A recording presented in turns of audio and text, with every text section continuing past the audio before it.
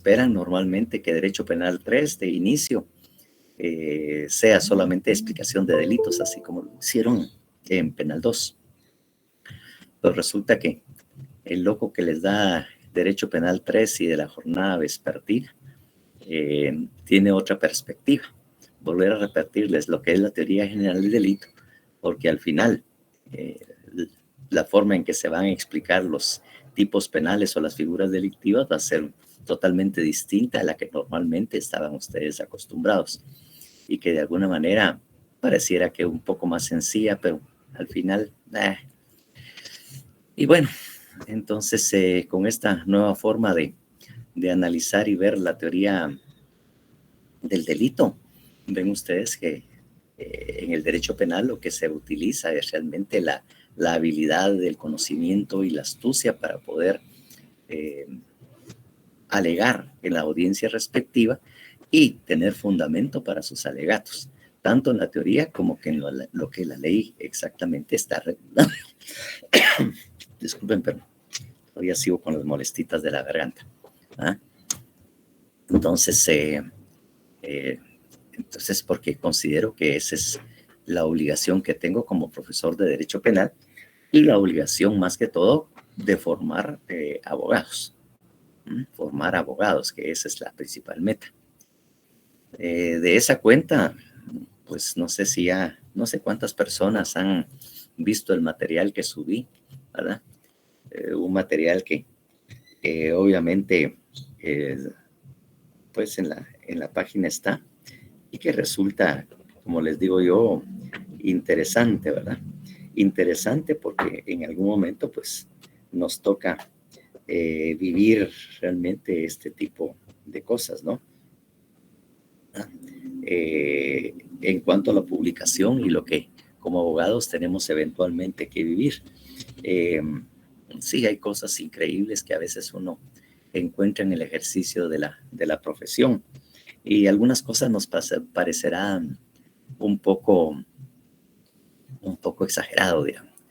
No bajo las mismas condiciones que ahí lo explica, pero sí se encuentran este tipo de realidades precisamente, ¿verdad?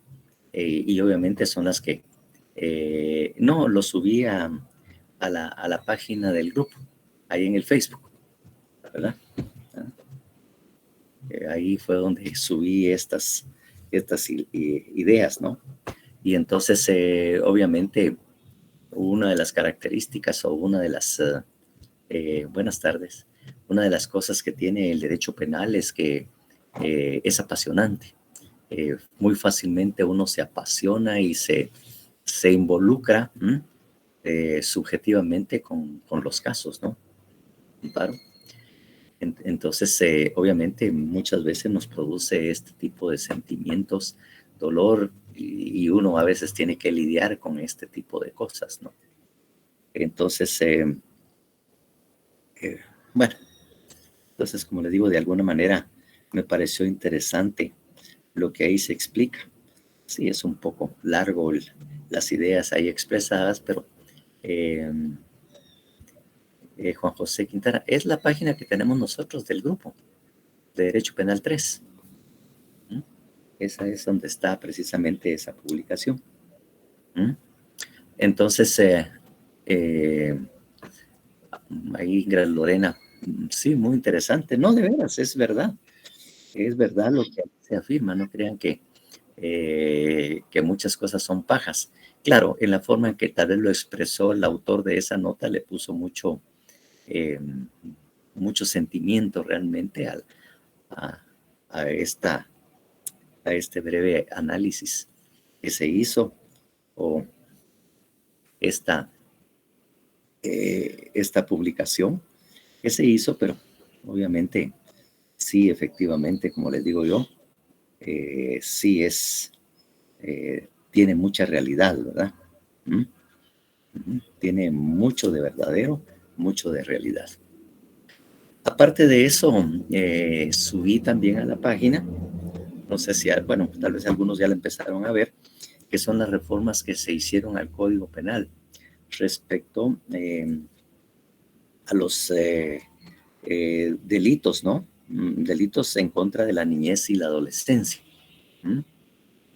Entonces, ahí en esas modificaciones que se están haciendo, precisamente, ahí por el artículo 190 del Código Penal. Entonces, estos aspectos obviamente pues tendrán que ser tomados en cuenta necesariamente. Recién aprobado en el Congreso, todavía falta la publicación, obviamente, porque aprobado en el Congreso ya está, pero falta que obviamente el veto o la aprobación del Ejecutivo para ordenar su publicación en el Diario Oficial. Pero ya ustedes lo tienen a la mano y obviamente al ser aprobado, pues necesariamente tendrán que incorporarlo a sus respectivos códigos, ¿verdad? Para el manejo. El tema de la niñez y la adolescencia también es una rama muy especial, es una más de las especiales que existe en el código, ¿verdad? Porque obviamente el tema de la niñez y adolescencia realmente se puede volver fácilmente una especialidad, ¿verdad? Entonces ahí está donde están estos temas.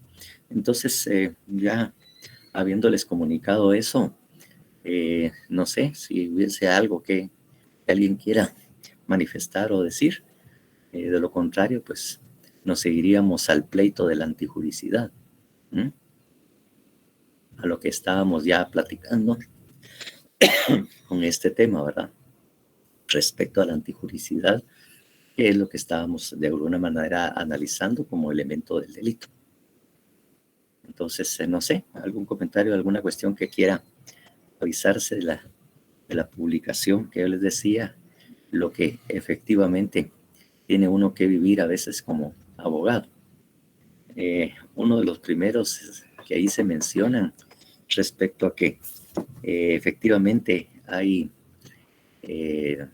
hijos que son así bastante exigentes con sus padres sobre el tema de los conflictos que se tienen para heredar.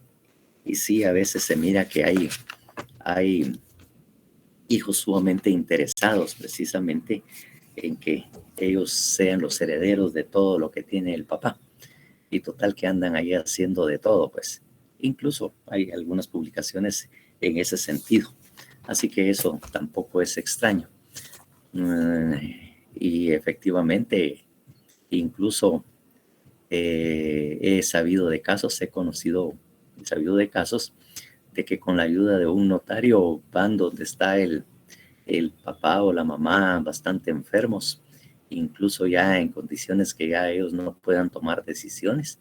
Y sí han habido casos efectivamente en que le han tomado la mano al enfermo o a la persona enferma para que ponga su huella digital en una escritura pública de donación o del testamento, donde obviamente los favorecidos o los herederos son las personas que han hecho este tipo de cosas.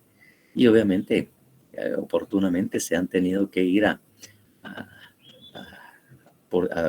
se han presentado las denuncias respectivas por falsedad, derivado de que efectivamente muchas de las cosas que ahí no son ciertas, y no fue la voluntad de la persona que otorgó ese testamento. Entonces, y obviamente han tenido que ir precisamente a juicio en esos casos. Y obviamente una de las formas de probar es con los informes médicos cuáles eran las condiciones de la persona cuando se firmó o se autorizó ese testamento, porque posiblemente por la fecha fácilmente se puede determinar que la persona, porque ahí estarán los médicos del hospital y todo, que puedan afirmar de que las condiciones de él no estaba como para firmar ese documento, o que realmente ni siquiera estaba consciente. Solo le agarraron la mano y le echaron la tinta y así forzadamente le pusieron el dedo en la escritura.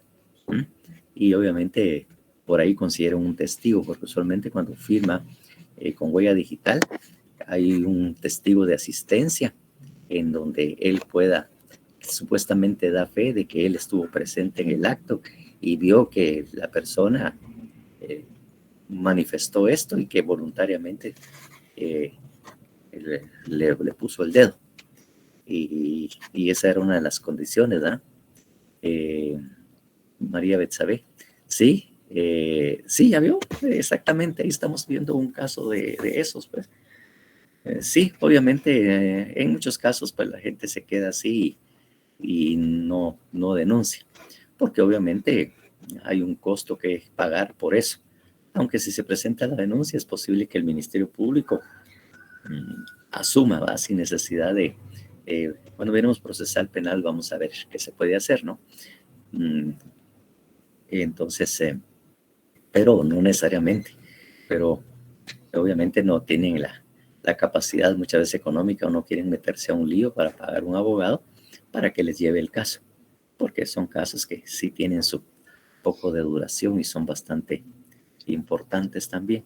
Así que muchas de las cosas que ahí se manifiestan es cierto, sobre todo en los casos de violencia contra la mujer, los casos de violencia contra la niñez y la adolescencia y todo, pues. Entonces hay una serie de cuestiones que obviamente uno vive ya en el ejercicio de la profesión. Bueno, si ven ustedes, pues ahí alguien manifestó, como le digo, el caso de que nos acaban de manifestar una de las compañeras de Betsabé, que ella dice que vivieron algo. Son, como le digo, no son pocos los casos en que suceden este tipo de situaciones. Como le digo, pero muchas veces pues las personas pues no denuncian y ahí lo dejan todo en manos de Dios, ¿verdad? Realmente para ver lo que sucede. Nedelia Maribel, por favor. Gracias, licenciado. Yo tengo una pequeña duda. A ver. A mí al principio de la carrera me recuerdo yo, realmente no tengo muchos los apuntes, pero nos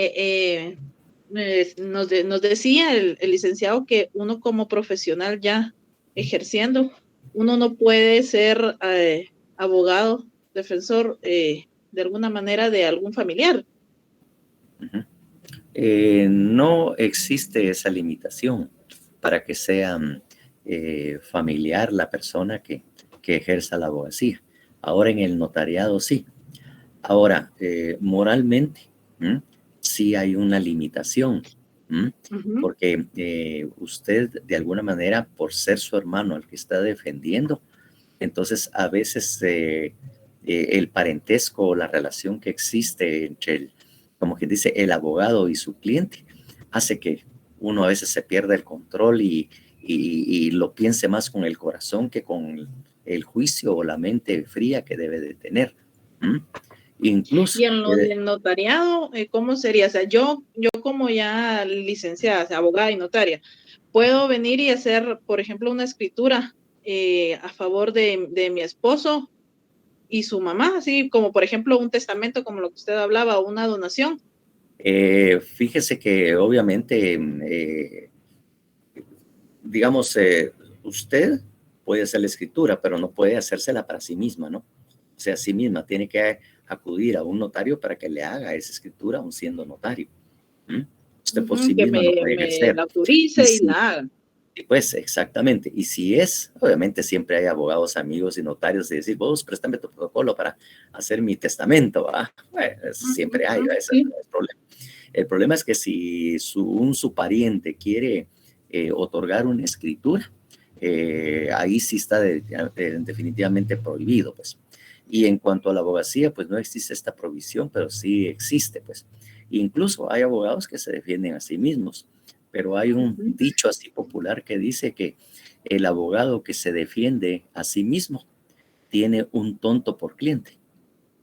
Así dice, porque no puede uno pensar, porque el involucrado, el afectado es uno, entonces no puede reaccionar tan fríamente, ¿va? Eh, Tan fríamente no puede uno pensar cuando uno es el que está también involucrado en el tema. Entonces muchas veces sí es mejor contratar o buscar a alguien más para que lo ejerza. En cuanto a los parientes, como le digo, no puede uno ejercer ese notariado. Usted no podría, por ejemplo, casar a sus parientes, o sea como notario, hacer los casamientos o los matrimonios civiles de sus parientes, porque como le digo, está prohibido. Y cuando se trata de escritura, sobre todo, solo se puede hacer cuando se otorgan derechos, más no obligaciones. ¿Mm? Entonces, si se otorgan derechos, pues sí se puede participar, pero si la persona está adquiriendo alguna obligación, no se puede.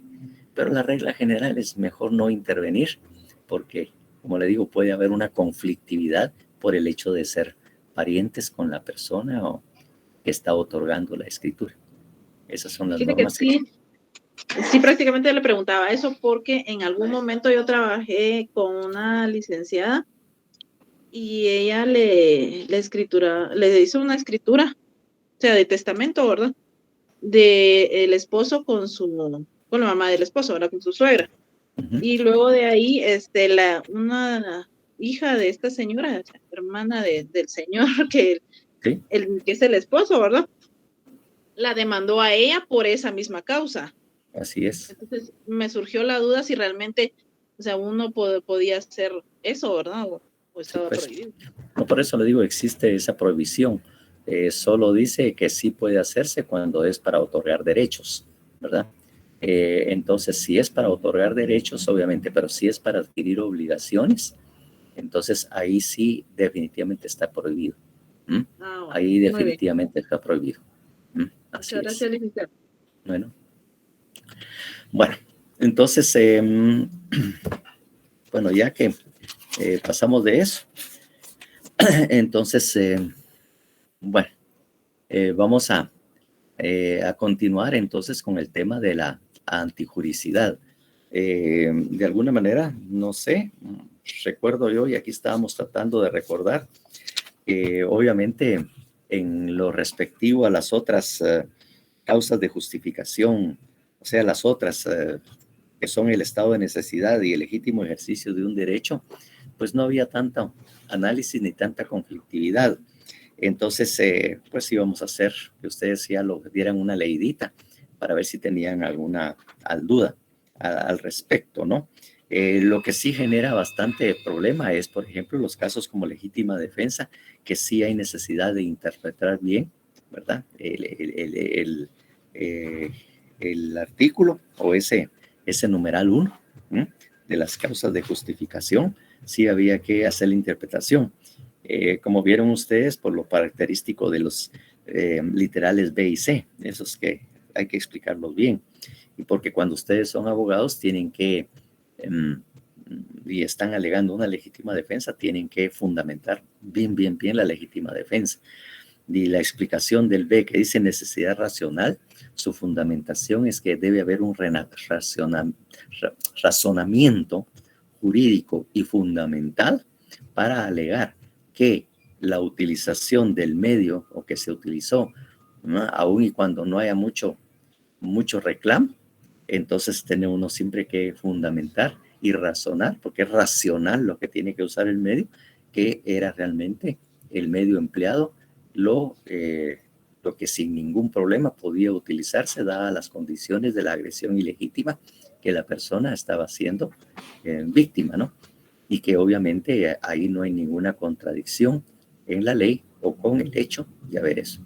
O sea, debe haber compatibilidad en lo que dice la norma o lo que está fundamentado en la ley con la actitud o la conducta para decir, entonces, si no hay ese conflicto derivado de esto, que es la conclusión, entonces dé con lugar o pido que se declare con lugar la legítima defensa y como consecuencia la inexistencia de la responsabilidad penal y para mi defendido. Que eso es lo que efectivamente es lo que uno tiene que hacer, pero hay un razonamiento bien fundamentado que uno tiene que hacer para poder presentar este tipo de alegatos, no solo basado en la ley, sino también basado en la teoría general del delito, ¿no? Entonces esas dos cosas son las que van de la manita ahí y uno tiene que hacer una buena explicación, ¿verdad? Al juez, bien fundamentada, porque obviamente siempre van a tener a alguien en contra que no lo va a aceptar así fácilmente. En primer lugar, el Ministerio Público, que es el que acusa. Y si hay otra persona como querellante o es la otra persona que también está exigiendo pues que se castigue, también va a haber oposición. Por lo tanto, la argumentación es básica y clave y muy importante para poder aplicar una de estas eximentes de responsabilidad, incluso, ¿verdad? Obviamente cualquiera de ellas, pero obviamente también en las causas de justificación. Entonces, para ir así rápidamente, si no hubiese alguna duda o otro comentario, porque la legítima defensa ya de alguna manera la vimos, entonces, por favor, me gustaría que alguien leyera el numeral 2, el estado de necesidad, por favor.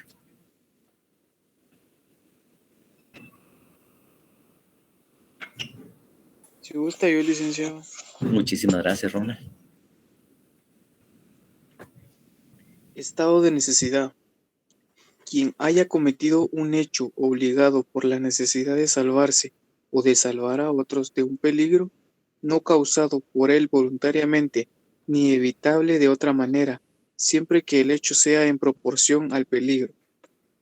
Esta exención se extiende al que causara daño en el patrimonio ajeno si concurriera en las condiciones siguientes. Inciso A. Realidad del mal que se trate de evitar. Inciso B. Que el mal sea mayor que el que se cause para evitarlo. Inciso C. Que no haya otro medio practicable y menos perjudicial para impedirlo. No puede alegar estado de necesidad quien tiene el deber legal de afrontar el peligro o sacrificarse. Sí, obviamente quien tenía el deber legal, o sea, los bomberos, la Policía Nacional, todos los cuerpos de seguridad, obviamente no pueden alegar, mire, yo no lo hice porque ahí me pudieron haber matado, pues. La función que tienen estas personas es llegar hasta el sacrificio. Un bombero no puede decir, mire, yo no pude entrar a esa casa porque había un incendio y yo me podía matar o estaba muy riesgoso, porque esa es su obligación. Y entonces ahí efectivamente podría tener la responsabilidad por no haber realizado la acción pertinente para salvar a la persona. En estos casos, solo por práctica y para poder alegar y para aprender a alegar, obviamente hay algunos ejercicios que nos pusieron a nosotros, por ejemplo, cuando estábamos analizando esto bueno, tanto en esto como en la especialidad, que obviamente cuando veamos el estado de necesidad, por ejemplo, nos pusieron el caso de que usted estaba bañándose en la playa, ahí en el puerto, pues no en la playa, sino que en el mar estaba usted nadando y obviamente estaba su esposa y su hijo de relativa edad, relativamente pequeño, póngame unos 8 o 10 años, y estaba su esposa. En eso, ¿verdad? Como sucede a veces en el mar, vino un alfaque. Y usted sí tiene la capacidad y tenía el control, porque los alfaques hay que saberlos manejar. Hay una forma ya técnica para poder evitar que uno se ahogue, pero cuando uno no tiene la experiencia se desespera. Yo lo viví realmente cuando era pequeño porque era bastante atrevido, era bastante precoz y me metía en unos líos y yo aprendí a nadar bastante pronto. ¿Verdad? Y entonces sí me pasó un par de veces hasta que me explicaron la técnica y ya en otras oportunidades, porque me pasó 2 veces y en una de ellas no podía salir hasta que llegó un tío mío nadando y me dijo, haz esto, haz esto. Y ahí con la desesperación, ahí logramos salir, pero me enseñó precisamente cómo hacerlo, pero estaba realmente en ese momento viviendo el problema de alfaque, ¿verdad? Sí, olvídense, si yo le contara, yo ahí como a los 4 o 5 años ya andaba ahí nadando hasta metiéndome en el mar y a reventazón, incluso me tiraba del trampolín y si era el más alto me tiraba. En principio no sabía cómo hacerlo, o sea, no sabía que había que extender las manos y me iba de cabeza y me dolía la cabeza cuando me tiraba, pues. Pero yo empecé a nadar bastante pronto, pues, o sea, porque usualmente como nací en Escuintla, la mayoría de fines de semana pues íbamos a nadar, sobre todo cuando había mucho calor, o si no a los ríos, o si no al mar, ¿verdad? Que nos quedaba cerca, ¿no? Y sí, yo me metía pues al mar y todo. Y me metía solo, pues no había que alguien me acompañara o algo, ¿verdad? Sí, no, me metía solo y ahí estaba, pues, porque aprendí a meterme en las olas y en qué momento agarrar la ola o la reventazón, ¿verdad? Y ahí aprendí, porque también el saber cómo agarrar las olas cuando usted está nadando en el puerto también es una enseñanza de vida, pues. Usted dice que jamás debe tomar una ola en el momento que está cayendo, ¿no? Usted espere que caiga, o antes de que para que la misma ola lo vaya llevando hacia arriba y obviamente lo saque y usted no tiene el peligro. Pero usted no vaya a tomar una ola cuando está en la revueltazón, el momento que está cayendo, porque le va a pegar una revolcada y lo va a sacar. Si es que no encuentra otra cosa, pues, pero lo va a sacar. Entonces, usted no debe contestar ni meterse en el momento en que la discusión, el pleito esté en lo más alto, ¿eh? Sino que debe calmar las cosas, esperar que pase únicamente la reventazón, ¿eh? Y obviamente, incluso les digo y les cuento, eso es un consejo también que se les da cuando estén en conflictos con su esposa o con su esposo, ¿va? Decir, bueno, sí, callarse y toda la cuestión, porque en ese momento ustedes discuten, no hay razonamiento o razones que valgan para poder cambiar de idea. Mejor dejarla que ya se tranquilice, ni tampoco utilizar. Eh, no creo. Entonces, ni dejar, ¿verdad? Que ella discutirle, ni mucho menos decirle, tranquilízate, porque esas son las peores palabras que uno puede utilizar, sino simplemente quedarse callado, mejor no. Y no vas a decir nada. Sí, ¿qué quieres que te diga? Pues, en este momento no. Mejor esperar que le pase la cólera y después ya, bueno, ahorita que estás calmada te voy a explicar. Así que, y entonces la ola no se toma, así como la Alka-Seltzer o esas medicinas efervescentes no se toman durante la efervescencia, sino que espere que termine y entonces ustedes ya lo pueden tomar. Y en el mar, ustedes tienen que esperar que reviente la ola para después ya incorporarse. Esos son consejos de vida, ¿no?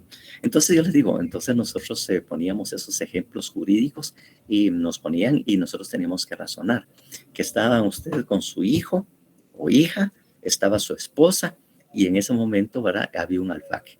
Usted en ese momento a los tres los agarró y obviamente la desesperación está en riesgo tanto su esposa como su hijo. Usted que sí tiene el control y sí lo puede hacer, ¿a quién salvaría? ¿Salvaría a su hijo o salvaría a su esposa? Entonces, el estado de necesidad es efectivamente eso, la explicación, porque obviamente dice, ¿por qué no salvó a su esposa? Usted la dejó morir, pero es que estaba salvando a mi hija y su esposa.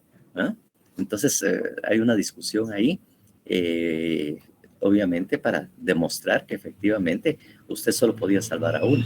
El tema es cómo explicar por qué salvó a su esposa y no a su hijo o a su hija, pues. Entonces, este tipo de cosas que demuestran el estado de necesidad, pues, que usted lo puede alegar, pero efectivamente tiene que también fundamentar, ¿verdad? ¿Por qué dejó morir a su esposa? Claro,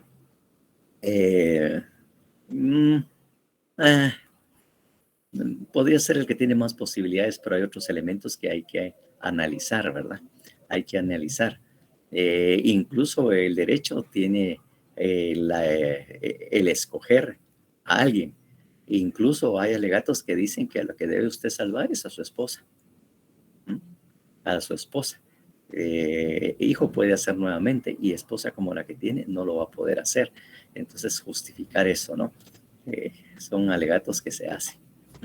Efectivamente para fundar usted por qué no salvó a su hijo, pues.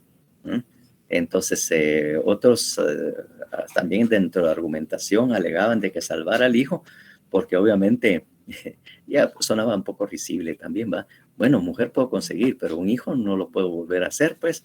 Un hijo como el que tenía o como tengo en este momento no lo puedo volver a hacer. Entonces, en cambio, la mujer, pues sí puedo tener otra, pues. Son argumentos así que pueden fundamentar ese estado de necesidad. Discusión no habría si usted tiene que decir, bueno, ¿a quién? Y discusión hay, por ejemplo. Si usted dice, bueno, las dos personas que estaban ahí, uno era mi madre y otro era mi esposa. ¿A quién salvarían ustedes? ¿A su señora madre o a su esposa? ¿Mm? Solo lo dejo ahí en el ambiente para empezar. Y el otro caso, si se diera, y que ahí no habría mayor discusión, sí, está usted con su esposa y su suegra. ¿Mm? Ahí la decisión es mucho más fácil y rápida, ¿verdad? Obviamente. Entonces, pero el tema es precisamente si es la decisión entre salvar a su señora madre y a su señora esposa. Ahí la cosa sí es complicada, ¿verdad? Y tiene que tener un racionamiento, una justificación para alegar o para decir por qué usted prácticamente dejó morir a esta y no salvó. Salvar a las dos no podía. Me era imposible, obviamente, porque obviamente había un verdadero estado de necesidad. Podía salvar al uno o al otro, pero no podía salvar a los dos. Era imposible hacerlo. Sí, exactamente, razones biológicas también. Incluso hay un aspecto también, lástima que aquí no hay, no sé si hay algún estudiante de psicología, psicológicamente también tiene justificación el por qué salvar a un hijo y no salvar a la mamá, pues también, de alguna manera. Entonces, bueno, son varias las explicaciones que se pueden dar respecto a esto y claros ejemplos de qué hacer. Ahora, siempre me ha dado y llamado la atención. Por favor, refiéranse en su código penal al aborto terapéutico. Por favor, ponos al aborto terapéutico.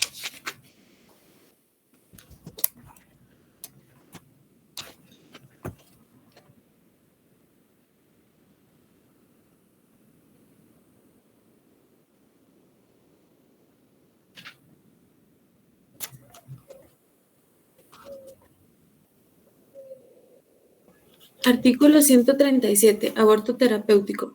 No es punible el aborto practicado por un médico, con el consentimiento de la mujer, previo diagnóstico favorable de por lo menos otro médico, si se realizó sin la intención de procurar directamente la muerte del producto de la concepción y con el solo fin de evitar un peligro, debidamente establecido para la vida de la madre después de agotados todos los medios científicos y técnicos. Bien, ahí tenemos el aborto terapéutico. En el fondo, yo siempre he pensado que eso es un estado de necesidad, en que normalmente se vive, porque dice ahí, sobre todo dice ahí, si se realizó sin la intención de procurar directamente la muerte del producto de la concepción y con solo evitar un peligro debidamente establecido para la vida de la madre. Ahí lo que le está diciendo al médico es que si hay riesgos para la vida de la madre y solo se puede salvar uno de los dos, entonces la preferencia en todo caso es, obviamente, salvar a la madre. Eso es lo que le está diciendo. Esto en el fondo es un estado de necesidad. Si ustedes lo analizan así muy analíticamente, y como ustedes son muy buenos analistas, vean que en el fondo hay un estado de necesidad prácticamente en esto. Por lo tanto, decía, ¿por qué el aborto terapéutico? Bueno, tiene alguna explicación por qué, pero fácilmente un médico puede alegar que sí procuró el aborto y sí provocó el aborto, pero era por un estado de necesidad, porque hay dos bienes del mismo valor en riesgo, el de la madre y del neonato o ¿cómo se llama? Del producto de la concepción. Entonces hay un riesgo entre los dos. Entonces aquí la ley le dice, bueno, pues obviamente la preferencia está, tal y como está redactado, en la madre. Entonces hay que salvar a la madre.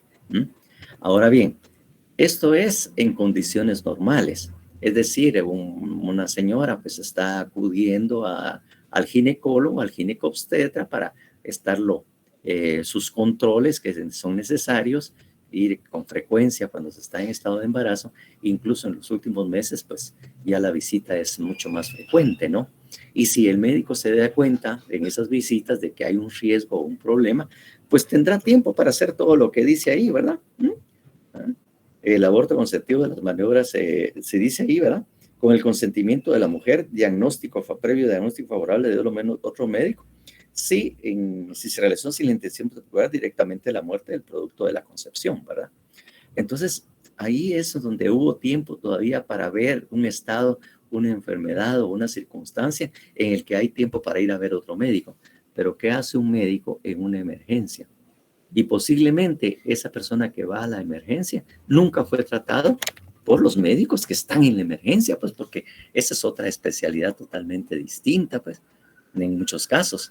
Y entonces de repente llega una señora que ya está a punto de dar luz, pero tiene un gran problema para lograr hacerlo. Y al examen en ese momentito en la emergencia del hospital, que no hay tiempo ni siquiera para consultar a otro médico y sobre todo tiempo, pues, sobre todo porque a la hora que se están realizando, que usualmente es en la noche o en la madrugada, entonces hay que tomar decisiones. Y eso, como le digo, he oído de las experiencias de médicos, porque le digo, he sido asesor del Colegio de Médicos y Cirujanos, en donde efectivamente han tenido que actuar y provocar el aborto, pues. Disculpen, solo un momentito, solo. Elmer, te llamo despacito, ahorita estoy ocupadito.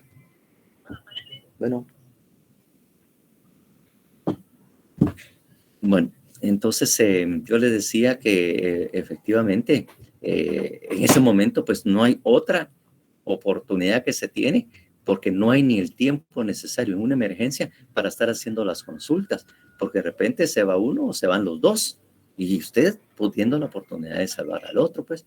Entonces, como le digo, yo he sabido esas experiencias duras de los médicos, tampoco son de todos los días, pues, pero sí hay a veces esa experiencia y sí han tenido que reaccionar precisamente bajo esas condiciones y de alguna manera justificar médicamente la acción, pues, para haber provocado la muerte del producto de la concepción, en ese caso, pues. Entonces le digo, pero en el fondo, yo lo que veo ahí, no sé si ustedes también, ¿verdad? Si no lo miran, pues analícenlo. Yo en el aborto terapéutico estoy viendo un estado de necesidad. Yo veo un estado de necesidad, porque está el riesgo de uno o del otro, de la madre y el producto de la concepción. Y a veces los dos, los dos están en mucho riesgo, que ni uno ni el otro van a soportar el tema o va a poder dar nacimiento a los dos. Entonces es posible que se mueran los dos. Entonces, en esas condiciones, definitivamente, vemos que el aborto terapéutico fácilmente puede ser aplicado y hacer un razonamiento válido, ¿no? En caso de que no se cumplan todas las condiciones por los tiempos, en un estado de necesidad. No sé qué es lo que ustedes creen o piensan, pero yo en ese tipo de cosas, pues yo lo manejaría por la vía del estado de necesidad. No sé, alguien que lo piense así detenidamente.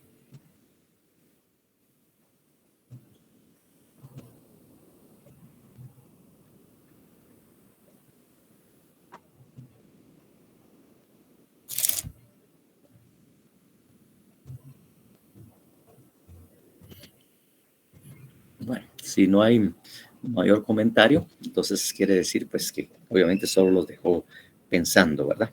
Entonces, obviamente, para valorar el estado de necesidad, tendríamos que alegar en su momento oportuno, si estamos nosotros como abogados alegando el estado de necesidad, demostrar que los bienes en riesgo son de igual o había o de mayor valor para poder actuar de esa manera, pues.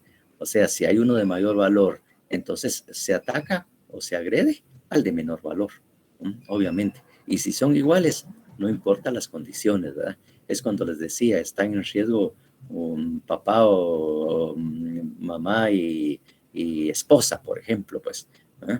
Que son bienes de un mismo o igual valor, la vida y obviamente afectivamente tanto la madre como él. Obviamente en ese caso el derecho y haciendo análisis, así aunque duela muchas veces pensarlo así fríamente, pues habría que salvar a la esposa. Eso es lo que efectivamente se da, pues, de proteger a la esposa y lamentablemente la mamá tendría que morir. Son decisiones bastante fuertes que alguien, una persona puede tomar, pero obviamente esos caen dentro del campo de el estado de necesidad. No sé si hay alguna pregunta específica sobre este aspecto.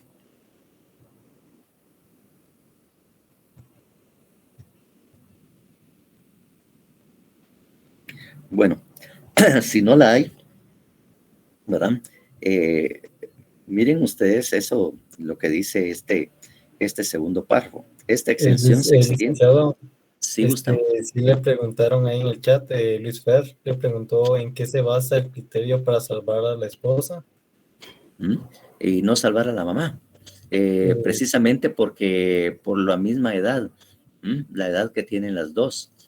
Eso es un vaso, pues, es decir, la mamá, quiera que no, ya vivió, ya hizo su vida, ya obviamente se desarrolló. En cambio, la esposa, por la menor edad y obviamente por la situación de ser esposa y más joven y todo, y una vida por delante, y con hijos que también tienen que cuidar con usted, entonces se escogería prácticamente o se preferiría que hay un mayor valor en salvar a la esposa que a la mamá, fríamente. Porque como le digo, estas decisiones tienen que ser frías, frías lamentablemente, pues, y en ese momento, pues, como le digo, el riesgo que se corre es que se mueran los tres. Biológico. Entonces, sí, Gustavo. No, gracias. Exactamente, ¿verdad? En la felicidad del hijo. Podría ser que en eso se piense, pues. Ahora, si la mujer es aquellas tóxicas, como dice la canción, que se mueran los feos, que se mueran los feos. Bueno, bueno, si son dos amigas, pues no habría ningún problema, ¿verdad? Si habrían dos amigas, pues no, pues casi son del mismo valor y pues una tendría que sacrificarse, pues, porque sería imposible salvar a las dos, pues, definitivamente. Porque es mucho más fácil que al que está en capacidad de salvar, si no lo hace bien, por ahí va la iguana, Gustavo. Entonces, obviamente se pueden salvar, corre el riesgo que por tratar de salvar a las dos, la persona, los tres se mueran. Ese es el otro riesgo que se tiene, pues, que la decisión tiene que tomarse bien, porque salvar a las dos es imposible, dada la situación que se está viviendo en ese momento, ¿verdad? Salvar a otra, solo se puede salvar a una, imposible las dos, porque de hacerlo o tratar, intentarlo, o mucha de la desesperación y todos que se agarren de uno de los dos de usted y toda la cuestión, de repente el abogado va a ser usted, con más facilidad, pues. Bueno, entonces ese es el tipo de cosas. Entonces, daños en patrimonio ajeno. En este caso, pues obviamente estamos hablando de una emergencia. Por ejemplo, un incendio o una catástrofe en una casa y obviamente en tanto llegan las autoridades, los bomberos, entonces los vecinos pueden forzar la puerta, romperla a efecto de ir a salvar a los que están adentro. O si de repente están oyendo gritos de alguien que está siendo agredido, golpeado en esa casa, ¿verdad? Así muy fuertemente, en ese estado, en esa situación, pues es posible entrar y obviamente salvar a la persona que está pidiendo auxilio o está desesperada porque está siendo agredida. Hay una agresión que se está realizando contra esta persona y ante esa agresión, pues obviamente entrar rompiendo la puerta a efecto de poder salvar a esa persona que está en riesgo inminente o que está siendo agredida en un momento determinado.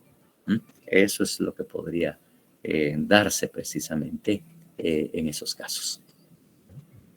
O han habido casos en que hay salido en el Facebook de que dejan niños en el carro solo por un ratito, pero por alguna razón se alarga y resulta que los niños adentro del carro se están ahogando, se están desesperando, incluso se pueden morir por, obviamente, las condiciones del clima y obviamente por estar encerrados prácticamente en el carro.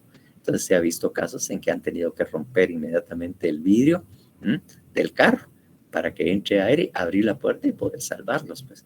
Entonces, como les digo, en la vida suceden muchos tipos o circunstancias estas que hay que calificar o tendría que calificarse como un estado de necesidad precisamente para para hacerlo.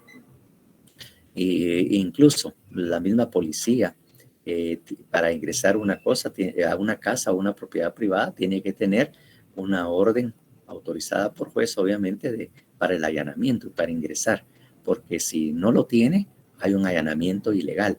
Pero si el policía o la autoridad lo hace para salvar a alguien que está dentro, ahí mismo en el Código Penal establece una exención de responsabilidad por el riesgo que se estaba viviendo si él no rompía la puerta para ingresar sin orden de juez competente. El allanamiento de morada para esta autoridad no le es aplicable si se dan esas condiciones también de un estado de necesidad. Precisamente. Es un allanamiento justificado lo que habría en ese caso. Bueno, no sé, ¿alguna otra duda respecto a esto? Si no la hay, pues nos vamos al legítimo ejercicio de un derecho.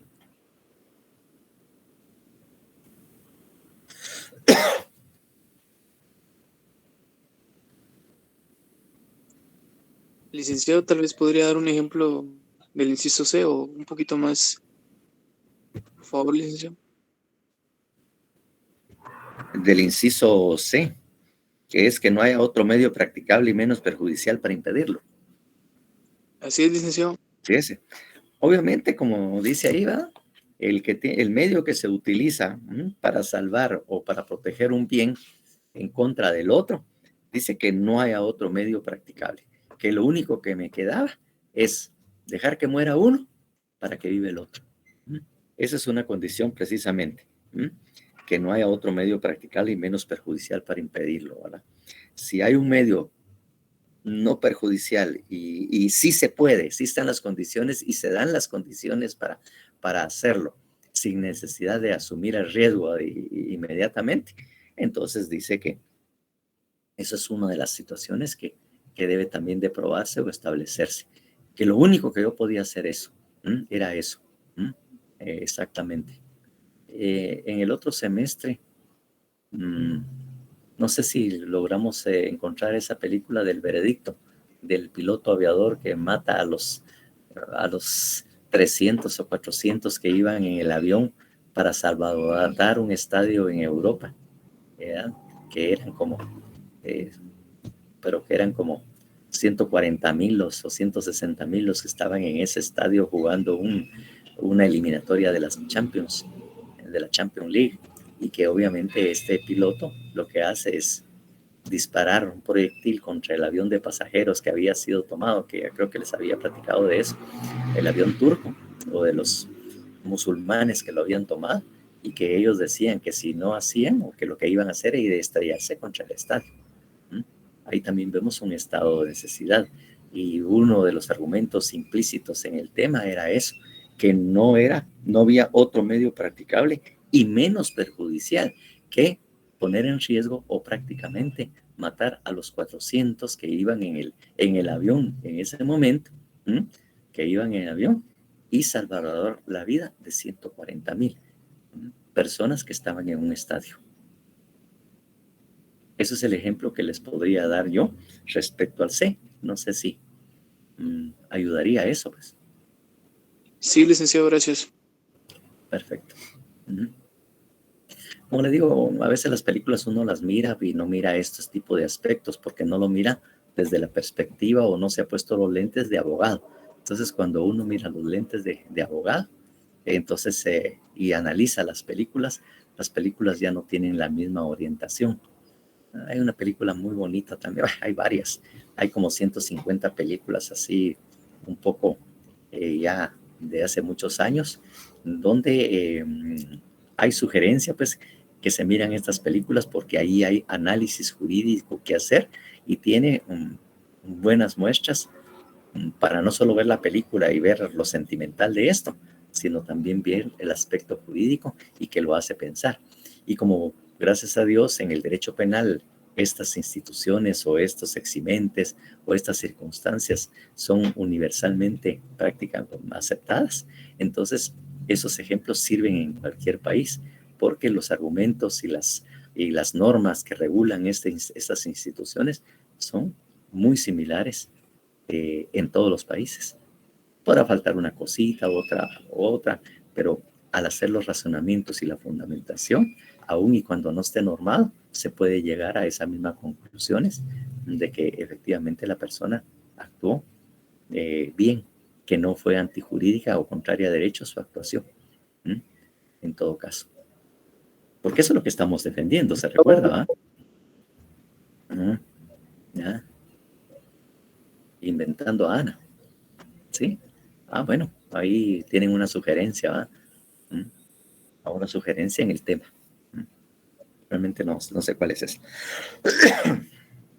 Bueno, entonces vámonos al pequeñito que es el... Licenciado, perdón.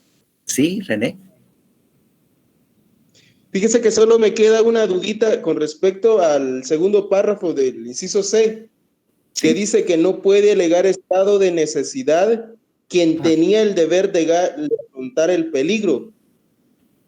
Sí, exactamente. Como les decía yo, que ahí puede ser una persona, un bombero voluntario, puede ser un policía, incluso un médico o algo así que tenga que responder y auxiliar a alguien, porque el deber que tiene esta persona es afrontar el peligro o hasta sacrificarse por salvar la vida de otros. Pues, por ejemplo, un bombero no puede alegar, yo no entré a la casa porque se estaba incendiando y entonces yo me podía morir, entonces yo no entré. Yo no hice absolutamente nada, pues. O que un salvavidas no quiera llegar ¿cómo se llama? A salvar a alguien que se está ahogando en una piscina, una playa, porque dice, mire, es que estaba muy peligroso, pues, hacerlo, pues, toda la cosa. No es justificable. Él tiene, dentro de su función, tiene un deber, una obligación por la función que ejerce de sacrificarse y tratar de salvar a las otras personas, pues. Entonces, eso es la obligación que se tiene, ¿verdad? Entonces, por ejemplo, hay un delito específico en ese caso que es la omisión de auxilio, ¿verdad? Omisión de prestación de auxilio. Sí, eso hay un delito que es la omisión de auxilio. No recuerdo dónde está, en el 160 y pico. La omisión de auxilio. No sé si ustedes lo tienen por ahí o lo recuerdan precisamente.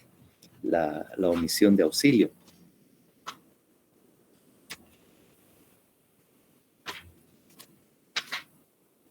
Artículo 156, licenciado. Sí, por ahí vaya cerca, 152, iba yo.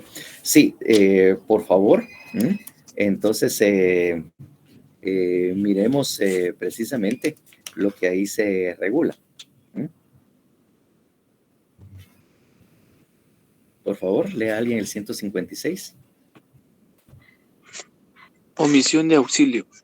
Quien encontrando perdido o desamparado a un menor de 10 años, a una persona herida, inválida o amenazada de inminente peligro, omitiere prestarle el auxilio necesario según las circunstancias cuando pudiere hacerlo sin riesgo personal. Será sancionado con multa de 25 a 200 quetzales. Miren, ahí efectivamente cuando dice omisión de auxilio, pues es un delito específico cuando uno no ayuda al prójimo, porque el principio es que si nosotros tenemos el deber de social de ayudarnos mutuamente, el vivir en sociedad implica también tener compromisos y obligaciones con nuestro prójimo, pues si lo vamos a nivel religioso, pues amar a su prójimo y también usted tiene que hacer todo aquello para ayudarlo. Y si usted simplemente no hace nada, obviamente caería precisamente y tiene, obviamente, la posibilidad de eludirlo si hay un riesgo personal. Usted puede, dice, no lo auxilié porque me iba a morir yo. Entonces usted es un particular, entonces ahí, pues bueno, sí lo tenía que hacer, pero si había mucho riesgo, pues definitivamente no tenía por qué hacerlo. Pero esto no puede ser precisamente alegado, como le digo, por peor un médico, pues los médicos están obligados de prestar ese auxilio cuando se trata precisamente, ¿ya? Cuando se trata de una persona que esté padecida. Y si el médico no le presta no le presta el auxilio que debe de hacerlo, ¿verdad? Que tiene la obligación de hacer eso, de salvar vidas y de curar al enfermo, prestarle auxilio, porque él es la persona que como médico puede poder intervenir. Estábamos viendo precisamente aquí con el doctor el artículo 496 que él anunció, ¿en dónde dice? El 5. El quinto, ¿verdad? Quien no preste el debido auxilio en caso de delito, incendio, naufragio, accidente, inundación o otra calamidad, pudiendo hacerlo sin daño ni riesgo personal. Entonces también ahí está regulado como faltas precisamente contra el orden público, para que le digan es una falta el no prestar el auxilio.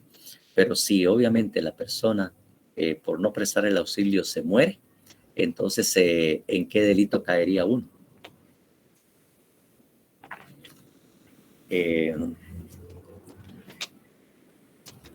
Recuérdese que habíamos leído algo similar, ¿verdad?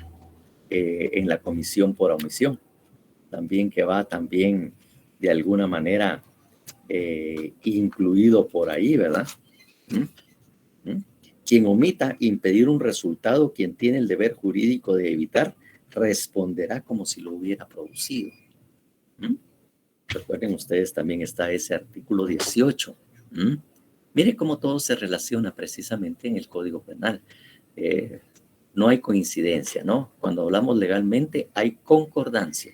Hay concordancia precisamente con lo que establece el artículo 18, con lo que regula la omisión de auxilio y eventualmente y prácticamente con el estado de necesidad, precisamente. Hay precisamente mucha concordancia. Hay un criterio ya jurídico establecido respecto al deber de auxiliar al prójimo y el deber de sacrificarse que tiene por la obligación, porque esa es su función y eso es lo que debe de hacer. Entonces, si un médico no presta su ayuda, siendo médico, a alguien que se está muriendo y que él puede ayudarlo por su conocimiento y siendo médico, entonces también incurre precisamente en responsabilidad. Y entonces, porque los médicos tienen esa obligación por su profesión. En esos casos estaríamos, no sé si eso nos ayuda a verlo.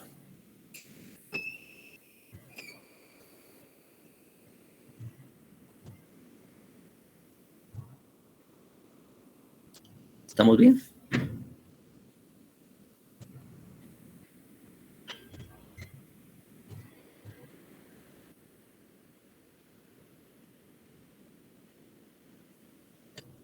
Bueno, si estamos bien, entonces no sé, a veces tal vez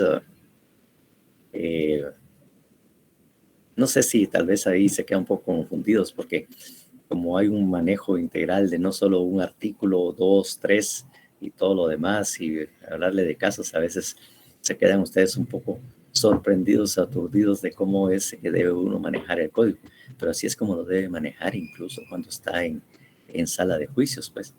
Y ahí cuando sala de juicios usted está como abogado, tiene que hacer acopio de todo este tipo de fundamentos o de normas a efecto de que le sirvan para fundamentar legalmente lo que usted está alegando, pues. Y obviamente cuando usted está en audiencia no tiene más que, si mucho, un par de minutos o 3 minutos para poder integrar o exponer o argumentar oralmente en un alegato, pues, que haga ante el juez. Usted lo tiene que tener. Ahí cuando estemos viendo procesal penal, van a ver lo que se expone uno y por qué tiene que tener un buen control de las leyes, de las normas y un manejo de las leyes y un manejo de los códigos para poder tener una muy clara fundamentación. Ahí vamos a hablar al respecto cuando miremos el proceso penal y lo que es en la vida real estar en una sala de juicios en que usted está enfrentado a todo y la esperanza la tienen en usted y en nadie más. Y usted tiene que ver de dónde lo saca, porque ahí no tiene tiempo para estar consultando, vamos a ver en el libro, o a consultarle al profesor, o a un subcuate, ni nada. Ahí tiene que surgirle la respuesta casi inmediata y usted estar analizando y fundamentando. de alguna manera, como le digo, lo mismo pasa cuando la consultan a usted, que usted ya les dije que no van a oír, tienen que escuchar, porque a la vez que están escuchando el problema que le están planteando una persona que obviamente no tiene el nivel de formación ni de educación que usted le tiene y que le hable en palabras sencillas, usted automáticamente está sistematizando la pregunta o la consulta y automáticamente está empezando a pensar cuáles son las normas aplicables y qué es lo que le debo responder a esta persona, ¿verdad? Para decirle, mire, en su caso no tiene problema, usted está basado en tal artículo, usted legalmente puede hacer tal y tal cosa, si usted me está diciendo esto, legalmente puede hacer eso, porque la ley lo dice, así tienen las respuestas, pues, inmediatamente, pero tiene que tener un conocimiento o haber estudiado bien sus leyes para tener ese control y ese manejo y tener las respuestas más idóneas o que legalmente puedan darse en esos casos, pues. Usted está escuchando, pero al mismo tiempo está pensando en cuál es la norma a aplicarla. Y obviamente puede ser que la norma no sea de derecho penal, sea de derecho civil o de otra rama del derecho y que usted tiene que salir con la respuesta adecuada, ¿no? Eso es lo que le toca a uno vivir realmente y de alguna manera por ahí también está expresado en el documento que subí también. Bueno, no sé. Bien, fíjense que son las 3:44 y tenemos que irnos a lo que es la culpabilidad y lo dejaríamos a medias. Vamos a dejarlo ahí a efecto de poder agotar el día jueves lo relativo a la culpabilidad, porque sí hay bastantes cosas que ver en esto, en el siguiente elemento del tip. Y entonces lo vamos a dejar ahí. Muchísimas gracias por su atención. Espero que le haya sido de muy provecho y de que hayan aprendido bastante, de haber visto realmente que las causas de justificación hay que analizarlas y estudiarlas muy bien. Gracias, licenciado. Bueno. Gracias, licenciado. Gracias, licenciado. Feliz tarde, licenciado. Gracias. Buenas tardes. Gracias, licenciado. Feliz tarde. Feliz tarde, licenciado. Gusto de oírles y verles. Gracias por sus mensajes. Muy buenas tardes. Feliz tarde, Lic. Buenas tardes. Hola, buenas tardes. Ahí está, ve, la famosa. Yo creí que no había llegado hoy, Carolina. Qué rato, pero hoy me puse en anonimato ahí escribiéndole en el chat. Vaya, qué bueno. Qué bueno sí, verle. Mire, para la próxima le tengo una para que la pensemos, porque a mí no se me ocurre cuál es la justificación. Vaya, mire, pues, perfecto. En esta época de la pandemia, sí. Hubo, bueno, las noticias que hubo y que salieron en la tele y que no fue aquí, pues creo yo, pues, que no hubo esos casos en